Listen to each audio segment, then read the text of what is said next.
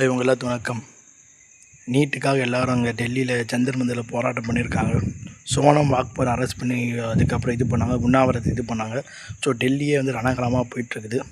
நாளைக்கு நம்ம தமிழக மக்கள் ஜனநாயக ரிலீஸ் எப்படி செலிப்ரேட் பண்ண போகணும்னு யோசனை பண்ணிகிட்டு இருக்கிறாங்க. ஸோ டெல்லியே அங்கே மிகப்பெரிய ஒரு போராட்ட களமாக போயிட்டு இருக்குது.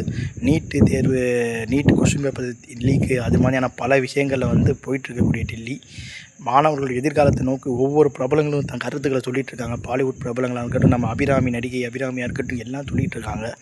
ஸோ தமிழ்நாடு மக்கள் பற்றி அதை பற்றி ஒரு கவலையே இல்லை. இதுக்கு முன்னாடி கவர்மெண்ட் இந்த திமுக வந்து பார்த்திங்கன்னா 1008 கரப்ஷன் பண்ணியிருக்காங்க. ஆனால் மக்கள் மத்தியில் டெல்லியில் என்ன நடக்குது, மக்கள் நீட்டை பற்றி என்ன அவர்னஸ் இருக்காங்க, நீட்டுன்னு சொல்லிக்கிட்டு மக்கள்கிட்ட அதை பற்றி இது பண்ணுவாங்க. ஆனால் நம்ம ரீல்ஸை பற்றி நம்பி ஓட்டு போட்டாங்க மக்கள்.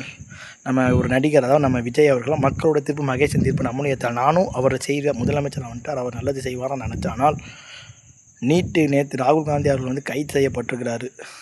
அதை எதிர்த்து சொந்த கூட்டணி கட்சியில் கைது செய்யப்பட்டவனே மறுநாள் 2 நாள் கழித்து அவர் கைது செய்யப்பட்டது கண்டனம் சொல்லிட்டு பாஜகவுக்கு எதிராக அவர் ஒன்றும் சொல்லலை.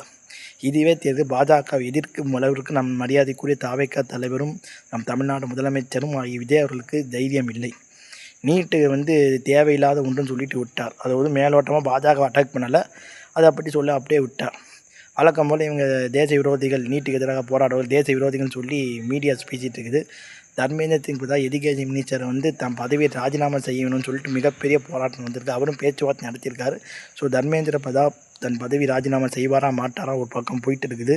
நம் தமிழ்நாடு இதை எதிர்த்து ஒன்றும் கேட்கல. நம் ரீல்ஸ் முகத்தனும் ஜனநாயகன் படத்துடைய நாளைய ரிலீஸும் அதை நோக்கி நாம் சென்று கொண்டிருக்கிறோம்.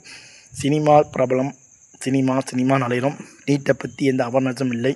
விஜய் அவர்களே நீட்டுக்கு பற்றி பேசாமல் இருக்கனால ரசிகர்கள் நீட்டுக்கு வர ஆதரவு கூட நல்லதுன்னு சொல்லி போயிடுவாங்க. ஏன்னா அதுக்கு முன்னாடி அரசியல் தெரியாது, ஆர்எஸ்எஸை பற்றி ஒன்றும் தெரியாது. ஏன்னா தமிழே தெரியாத ஒரு ஆளை வந்து கன்னடரான ஒருத்தர் வந்து தமிழ்நாட்டோட பிரதிநிதியாக போட்டுங்க. காவிரி பற்றி எதுவும் வாய் திறக்க மாட்டார். காவிரி இவர் முதலமைச்சர் வாய் திறக்க மாட்டார். ஏன்னா அவர் வெங்கடராமன், அதாவது கன்னடாவுடைய அந்த சிறப்பு பிரதிநிதி பார்த்திங்கன்னா ஒரு சொந்தமாக கர்நாடகாவில் காவிரிக்காக ஆதரவாக தான் பேசுவார். ஆனால் தமிழனே வந்து ஆள முடியாது. ஸோ தமிழன் அழிக்க தமிழனே போதும், துரோகம் நம்ம இனத்தின் சாபம்ன்ற மாதிரி இவர் வந்து அமைதியாக இருக்கிறாரு. ஸோ கர்நாடகா காவிரி பற்றி வாய் திறக்கல, காவிரி பற்றி ஆலோசனை செய்கிறோம், காவிரியில் நீர் திறந்து விடுங்க தைரியமாக சொல்வதற்கு எனக்கு என்ன பயம் நான் கேட்குறேன். ஏன் கர்நாடகாவில் ஜனநாயக படம் வந்து ஓடாதுன்ற பயமா தெரியலையே. ஓகே பஸ், என் வீடியோ நான் முடிச்சுக்கிறேன். உங்களுடைய பேர் முத்து பிரகாஷ். பை.